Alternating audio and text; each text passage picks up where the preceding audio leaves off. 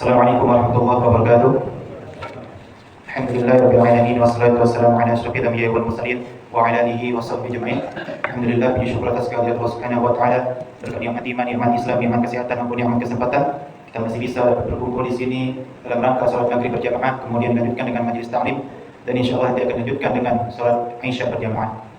Alhamdulillah, sebuah kenikmatan yang tidak bisa ditukar karena ada teman-teman kita yang mempunyai waktu luang tapi dia sakit, ada yang sehat tapi dia tidak mempunyai waktu luang. Jadi dua nikmat tersebut tidak bisa dipisahkan.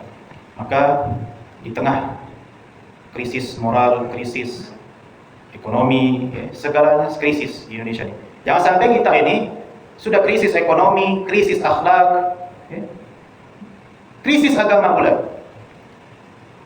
Di tengah diguncangkan dunia ini, Indonesia, minimal yang selamat itu keluarga kita, kemudian kerabat dekat kita, teman-teman kita yang dekat. Orang yang jauh nanti dulu. Kita lanjutkan lagi pelajaran kita surat Al-Quran, yaitu ayat yang ke-34 sampai yang ke-52, itu sampai habis. Allah Subhanahu wa taala mengatakan, "Innal muttaqina 'inda rabbihim jannatin na'im." Sesungguhnya orang-orang yang bertakwa itu akan berada pada surga yang telah diberikan kenikmatan-kenikmatan yang sungguh besar. Banyak definisi tentang takwa. Dulu Umar bin Khattab pernah bertanya kepada sahabat Nabi yang bernama Ubay bin Ka'ab, "Wahai Ubay, menurut kamu apa itu definisi takwa?" Kata Ubay, "Wahai Umar, apa yang kamu lakukan ketika kamu itu berjalan ketemu lubang di jalan itu?" Kata Umar, "Saya akan berusaha untuk menjauhinya atau menghindarinya." Kata Ubay, "Seperti itulah ketakwaan. Kita berusaha untuk tidak melakukan apa yang dilarang oleh Allah Subhanahu wa taala."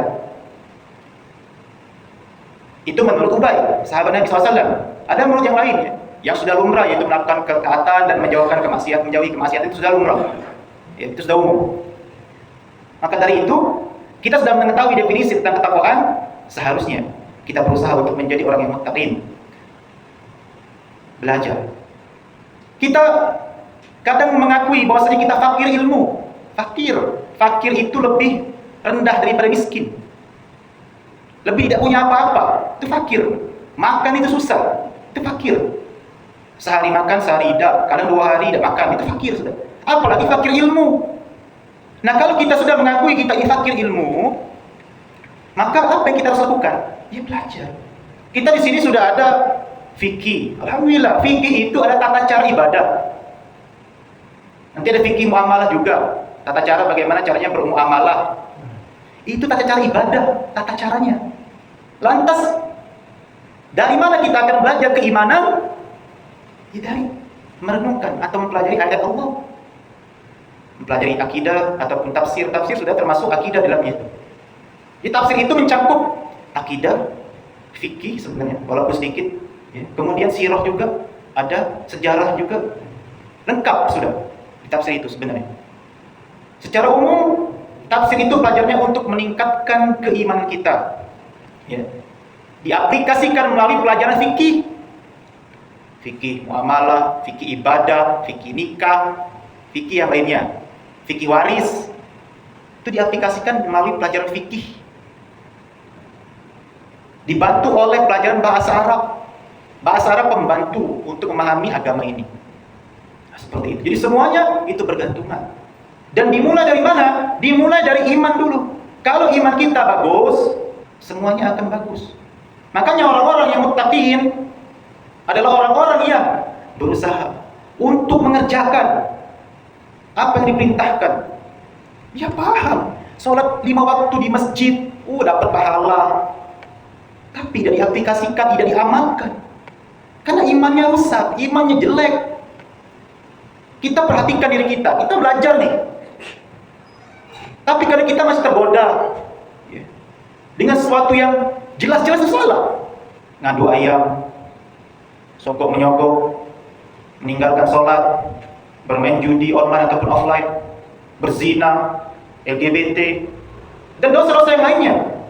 Ini sudah kita pelajari juga dengan dosa riko, al-kabair. Nah, sekarang tinggal kita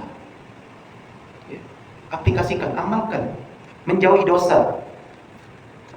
Kemudian yang tadi saya sebutkan ya tadi, innal lil muttaqina inda rabbihim jannatin na'im. Sungguhnya orang-orang yang bertakwa itu akan disediakan surga-surga yang penuh dengan kenikmatan. Ini adalah ayat di mana Allah Subhanahu wa taala itu menjelaskan untuk kisah yang sebelumnya, di mana orang-orang Quraisy, terutama Abu Jahal, Abu Lahab, CS dan lainnya, ya bahwasanya mereka itu ya, tidak percaya dengan Allah, bukan tidak percaya, tidak mau menyembah Allah. Mereka percaya tapi tidak mau menyembah. Itulah butuh pengamalan. Kemudian apa yang disebutkan di sini? Afanaj'alul muslimina kal mujrimin? Apakah kami akan menjadikan orang-orang muslim itu dengan orang-orang yang berdosa itu sama? Karena orang-orang Quraisy zaman dulu mengatakan bahwasanya mereka akan masuk surga. Abu Jahal mengatakan kepada Muhammad SAW, kami akan masuk surga Muhammad. Kami juga beriman kepada Allah. Beriman saja tapi tidak menyembah Allah. Bagaimana masuk surga? Makanya di sini Allah mengatakan afanaj'alul muslimina kal mujrimin? Apakah kami akan menjadikan sama orang-orang muslim dengan orang-orang pendosa atau orang kafir? Jelas beda. Jelas tidak sama. Ma lakum kaifa tahkumun? Kata Allah, mengapa kamu berbuat demikian? Bagaimanakah kamu bisa mengambil keputusan seperti itu? Bagaimana bisa Abu Jahal kamu itu menganggap bahwasanya kamu akan masuk surga? Sementara kamu tidak mau menyembah Allah. Sementara kamu itu masih menyembah yang lainnya. Bagaimana bisa kamu bilang seperti itu Abu Jahal? Ma lakum kaifa tahkumun? Kemudian yang selanjutnya mengatakan am lakum kitabun fihi tadrusun? Atau adakah kamu mempunyai kitab ya, yang kamu baca, innalakum fihi lama takhayyarun, bahwa kitab yang kamu baca tadi atau yang kamu bawa tadi semuanya boleh memilih apa yang sesuai dengan kehendak kamu. Jadi Allah itu melalui lisannya Nabi Muhammad coba tanya Abu Jahal, Abu Jahal punya tak kitab? Kitab itu isinya adalah sesuatu yang kau suka semuanya. Gak ada kitab seperti itu. Gak ada kitab yang dimana sesuai selera manusia, gak ada. Kita seharusnya mengikuti Al-Quran, bukan Al-Quran yang mengikuti kita. Terbalik.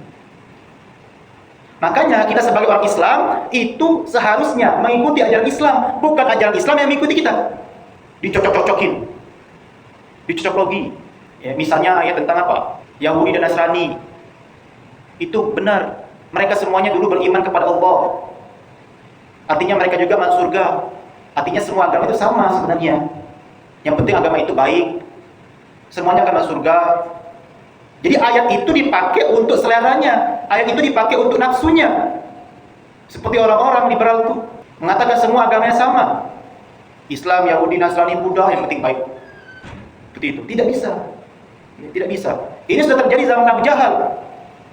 Yang Allah tegur melalui lisannya Nabi Muhammad. Mana kitab yang sesuai selera kamu? Coba tunjukkan, tidak ada. Makanya Allah Subhanahu wa taala lanjutkan lagi. Innalakum fihi lama takhayyarun, bahwa di dalam kitab yang kamu bawa itu benar-benar boleh memilih apa yang kamu sukai. Am lakum aymanun 'alaina balighatun ila yaumil qiyamati innalakum lama tahkumun. Atau apakah kamu memperoleh janji-janji yang diperkuat dengan sumpah dari kami yang tetap berlaku sampai hari kiamat? Sungguh kamu benar-benar dapat mengambil keputusan. Apa maknanya? Maknanya, apakah benar ya, yang dia inginkan, yang dia sumpah atau yang dia selera itu, Abu Jahal tadi dan kawan-kawannya, kaum Quraisy, sesuai dengan kehendak Allah? Enggak mungkin. Inilah kaum Quraisy saat itu. Mereka beragama sesuai dengan seleranya. Dan ini teguran untuk kita juga. Jangan sampai kita ini beragama sesuai dengan selera kita.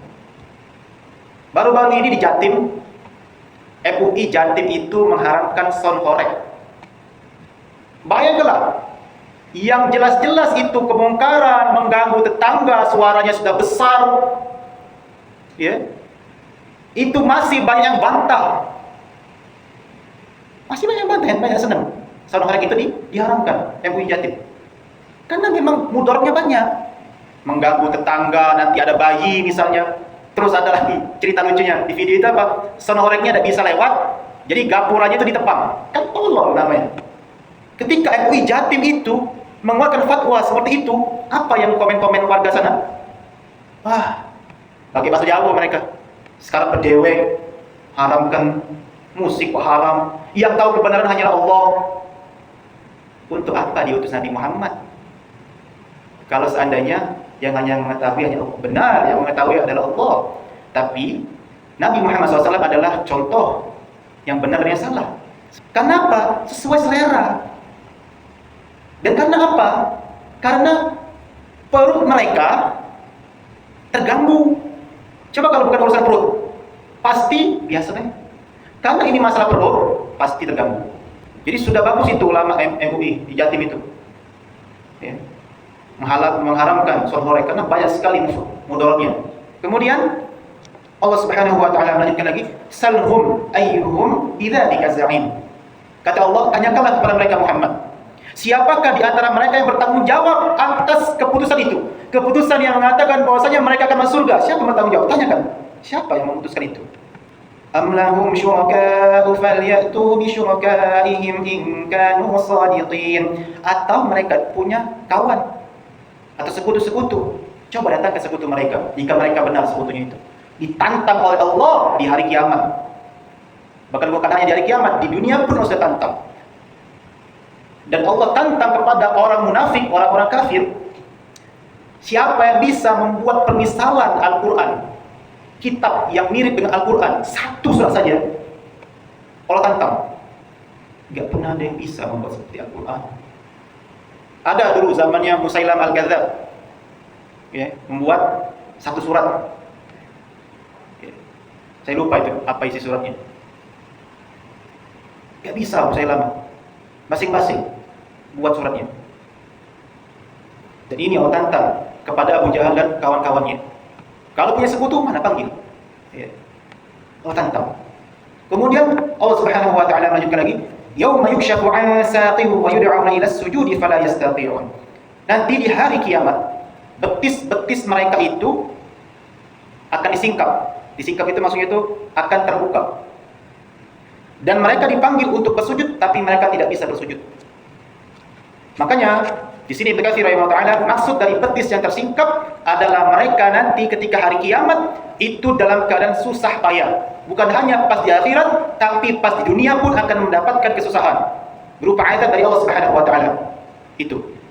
Apalagi di akhirat, sebagaimana ketika kita itu sudah mengangkat celana kita, betis kita sudah kelihatan, itu artinya kita mulai serius. Serius untuk apa? Berlari. Seperti itu. Jadi orang pelari itu seperti itu. Ya. Pemain bola nggak ada yang mau pakai celana panjang karena susah untuk berlari, kecuali kiper. Iya. Sebagaimana orang-orang munafik zaman dahulu ketika mereka itu sholat,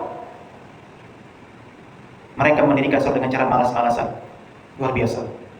Jadi semuanya akan diperlihatkan amal-amal kita di dunia, di akhir nanti. Diperlihatkan semuanya di akhir. Khasyi'atan absaruhum tarhaquhum dhillah. Pandangan mereka tertunduk ke bawah serta diliputi dengan kehinaan. Rendah sekali derajatnya. Padahal orang-orang Quraisy itu dulu adalah tinggi kedudukannya, tinggi jabatannya, kekayaannya banyak. Tapi ketika di akhirat semuanya tidak ada apa-apanya. Hina semuanya. Di hadapan Allah tidak ada apa-apanya. Makanya kata Ibnu Katsir rahimahullah taala bahwasanya pada waktu itu di alam akhirat, ya, mereka itu akan diberikan hukuman atas mereka yang telah lakukan di akhirat. Atas mereka apa yang dilakukan di dunia. Disuruh sujud, tidak mau sujud. Disuruh taat, tidak mau taat. Membantah. Makanya pelajaran untuk kita, bertakwalah semampunya. Itu poinnya. Kita hidup di dunia sudah banyak melalaikan waktu kita. Waktu terasa cepat. Sekarang sudah pertengahan tahun. Apa yang sedang kita capai? Apakah kita seperti ini terus? Ada perubahan atau tidak? Itu harus kita pikirkan. Apakah ada peningkatan dalam hal ibadah kita? Itu harus dipikirkan. Apakah ada peningkatan untuk menjauhi dosa? Itu pun harus kita pikirkan. Ada tidak perubahan lebih baik daripada diri kita? Semuanya akan dipertanggungjawabkan. Kemudian Allah Subhanahu wa taala mengatakan lagi, "Fadharni wa man yukadzibu bihadzal hadits." Maka serahkanlah wahai Muhammad urusan mereka kepada kami, itu Allah Subhanahu wa taala, akibat mereka itu mendustakan ayat-ayat Allah Subhanahu wa taala. Apa yang mereka dustakan? Itu Al-Qur'an. Yang demikian itu karena apa? Karena Allah akan mengancam mereka dengan azab yang sangat pedih. Akibat mereka itu telah tidak percaya dengan hari kiamat dan tidak mau menyembah kepada Allah Subhanahu wa taala. Kemudian apa yang Allah lakukan nanti di hari kiamat kepada mereka? sanastadrijuhum min haitsu la ya'lamun. Nanti kami akan menarik mereka dengan berangsur-angsur dari arah yang tidak mereka ketahui. Artinya apa? Artinya sedang mereka tidak menyadari, bahkan mereka meyakini hal itu sebagai kemuliaan dari Allah. Mereka itu dulu Pak, di dunia mereka memang meyakini Allah sebagai pemberi rezeki, sebagai pencipta alam semesta. Tapi karena mereka itu menganggap bahwasanya ketika mereka menyembah Lata, menyembah Uzza, Manat, mereka mendapatkan kenikmatan dari Allah. Dan mereka itu merasa, wah Allah ini sayang dengan mereka. Padahal tidak seperti itu. Makanya hati-hati untuk kita. Kalau seandainya kita itu diberi nikmat oleh Allah, sementara kita terus bermaksiat terus, hati-hati. Bisa jadi Allah itu sudah tidak peduli lagi dengan kita. Karena kita ini Masya Allah, ya, melihat perbuatan dosa ataupun melakukan perbuatan dosa itu seperti mudah sekali. Kadang tidak bersyukur kepada Allah atas apa yang diberikan oleh Allah semuanya. Lihat orang yang di bawah kita. Lihat. Mereka ada yang tinggal di kolong jembatan. Mereka yang masih anak-anak mencari uang untuk menghidupi keluarganya. Anak-anak mencari uang. Makanya kita itu melihat media sosial, lihat yang baik-baik. Lihatlah yang bisa memotivasi kita agar kita bisa berbuat baik dan menjauhi larangan Allah. Itulah fungsi HP, fungsi internet, seperti itu. Teguran untuk kita. Mau sampai kapan kita seperti ini? Kemudian Allah Subhanahu wa taala melanjutkan lagi. Wa umli lahum inna kaidi matin. Dan aku akan memberikan tangguh kepada mereka dan sesungguhnya rencana aku akan teguh. Benar. Allah akan beri tangguh kepada Abu Jahal, Allah akan beri tangguh kepada Abu Lahab dan orang-orang yang bermaksiat lainnya. Allah akan beri tangguh mereka. Bahkan Abu Jahal itu diadab oleh Allah dengan cara yang sadis, yaitu dibunuh di medan peperangan Badar. Sadis.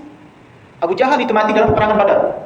Siapa yang membunuhnya? Anak muda dari kaum Ansor. Luar biasa.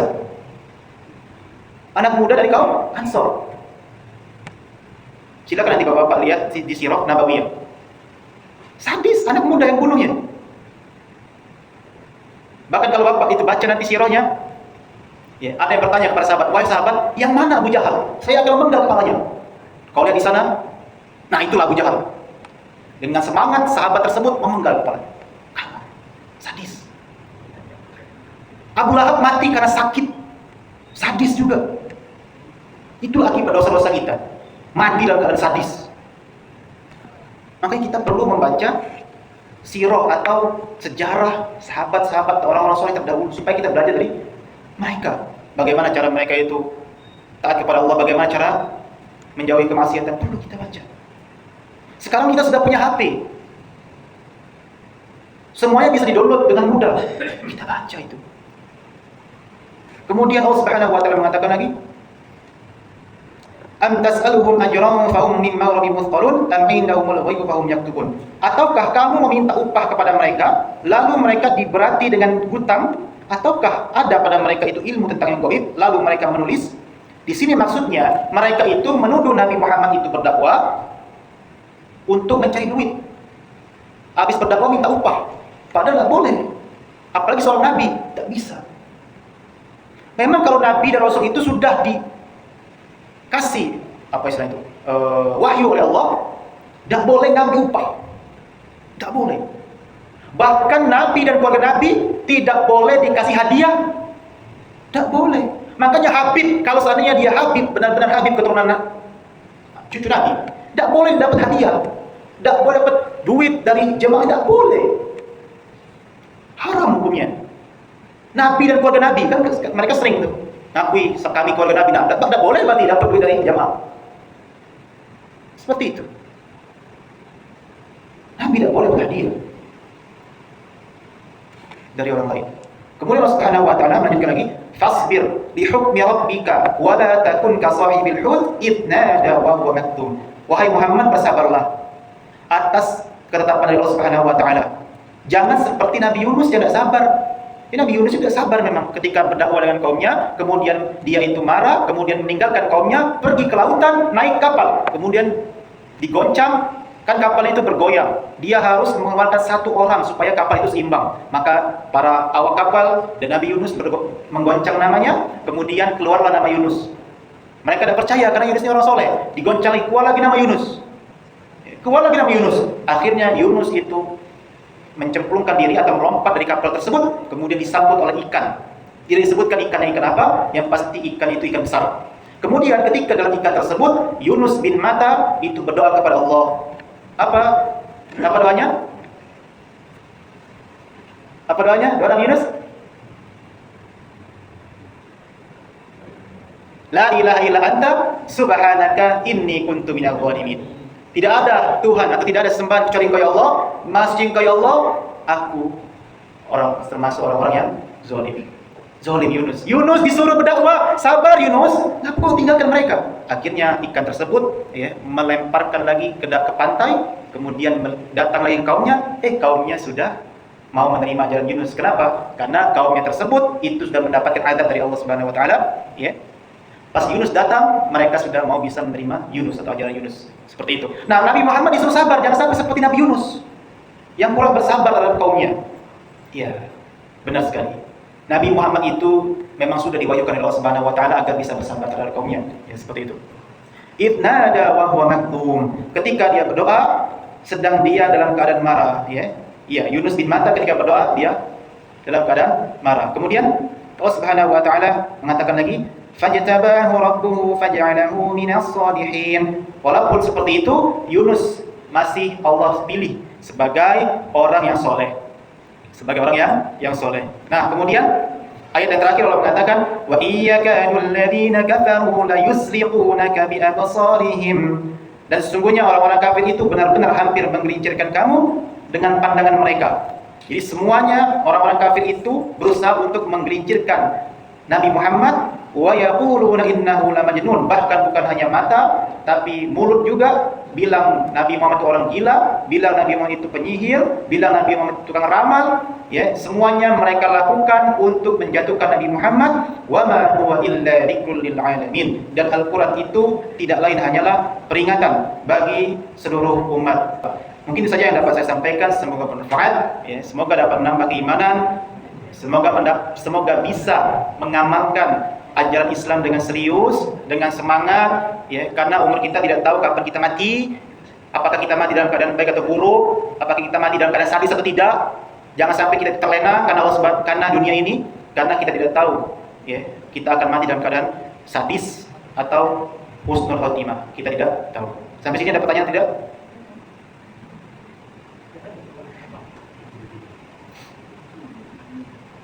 Ya, untuk kajian Arafat nanti beliau ada di pekan kedua dan ketiga, seperti itu. Karena jadwal hari ini beliau tidak bisa karena beliau ada urusan di luar kota. Mungkin saya yang dapat saya sampaikan. Saya tutup dengan doa majelis. Subhanakallahumma bihamdika asyhadu an la ilaha illa anta astaghfiruka wa atubu ilaik. Assalamualaikum warahmatullahi wabarakatuh.